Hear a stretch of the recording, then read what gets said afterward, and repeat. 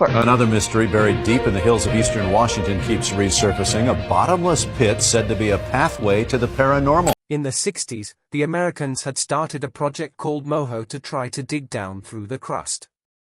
They didn't get very far, but they learned a lot.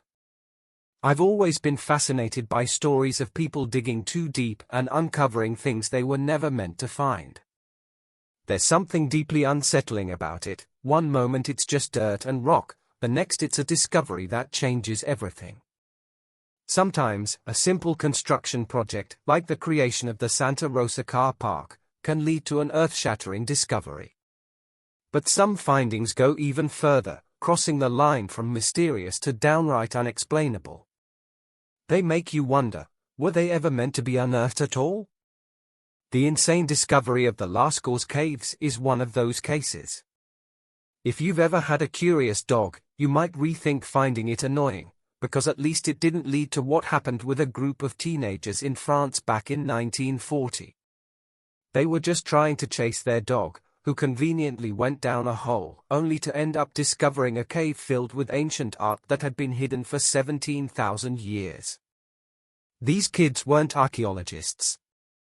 They weren't expecting to find anything. They were just following their dog near the village of Montignac, probably thinking, great, now we have to drag him out of some random hole. But when they crawled inside, they found themselves in an underground labyrinth with walls covered in massive, perfectly preserved paintings, horses, bulls, deer, and even creatures like woolly rhinoceroses, animals that haven't existed for a very long time. This wasn't just some caveman scribbling. The shading, depth, and movement showcased actual skilled artwork. Word spread fast, and before long, the world realized just how significant this discovery was. Experts confirmed the paintings were genuine, dating back to the Paleolithic era, older than the pyramids, older than Stonehenge. These images were painted by people who had never seen a city, never farmed a single crop. They were early humans trying to make sense of their world in the most human way possible, through art. At first, everything was great. Archaeologists studied the caves, history lovers admired them, and tourists poured in. But that was also the problem. By the 1950s, thousands of visitors were coming through every day, and guess what happens when you pack a bunch of sweaty, breathing humans into a sealed-off cave? Mold, bacteria, and condensation. The paintings, which had survived for tens of thousands of years untouched, suddenly started deteriorating, because of us. By 1963, the damage was so severe that France had to shut the caves down. No more tourists, no more school trips, just scientists desperately trying to stop the artwork from disappearing completely. Even today, they are still fighting that battle. The real Lascaux cave is off-limits, but replicas like Lascaux 2 and Lascaux 4 allow people to experience what those teenagers stumbled upon that day.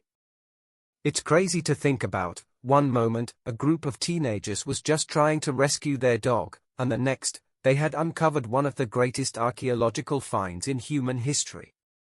While we're on the topic of digging deep, I have to tell you about the time Soviet scientists decided to drill straight down, to see what would happen.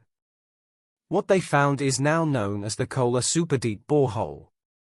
Back in the 1970s, during the Cold War, both the US and the Soviet Union were obsessed with going higher, faster, and farther, think space race and all that.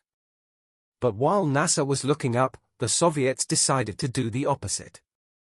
They wanted to see just how deep they could go into the Earth's crust. In 1970, they started drilling in a remote part of Russia, and for the next 24 years, they just kept going. By the time they stopped in 1994, they had reached a depth of over 7.5 miles, 12,262 meters, deeper than anyone had ever drilled before. To put that in perspective, if Mount Everest were flipped upside down, the borehole would still be deeper. You'd think drilling that deep would just mean getting through a lot of rock, but no. The deeper they went, the weirder things became. First, they found microscopic fossils of plankton, organisms no one thought could have existed at such depths. Then they hit water, which made no sense because they were far below any known underground reservoirs. The biggest surprise, though, was the heat. Scientists expected it to get warmer as they went down, but by the time they reached their final depth, it was a blistering 356 degrees Fahrenheit 180 degrees Celsius, way hotter than their models predicted. The equipment just couldn't handle it. At some point, rumors started spreading that scientists had lowered a microphone into the borehole and recorded horrifying, echoing screams, like they had drilled straight into hell. Of course, that was nonsense. The recording that circulated was just a hoax. But the idea stuck, and the Kola borehole became legendary as Russia's gateway to hell.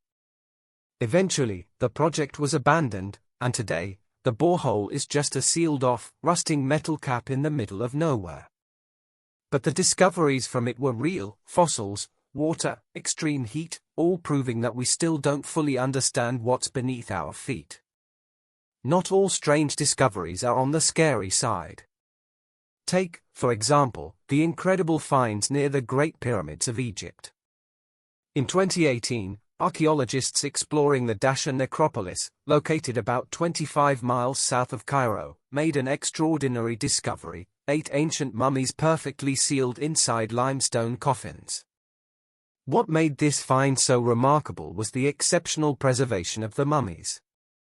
When researchers carefully opened the sarcophagi, they were greeted by mummies adorned in vibrant, intricately designed casings made of cartonnage, a material crafted from linen or papyrus soaked in plaster, molded into human forms, and painted with bright, detailed patterns. 3 of these mummies were in such pristine condition that they appeared as though they had been wrapped just yesterday. These mummies date back to Egypt's late period, 664 to 332 BC, a tumultuous era marked by frequent foreign invasions. Despite the political instability, the ancient Egyptians held steadfast to their traditions, particularly when it came to burial practices. The care and artistry evident in these mummies highlight the enduring importance of preparing the dead for the afterlife. The vibrant colors and intricate designs on the cartonnage casings showcase the skill and dedication of ancient Egyptian craftsmen, who continued their work even during challenging times.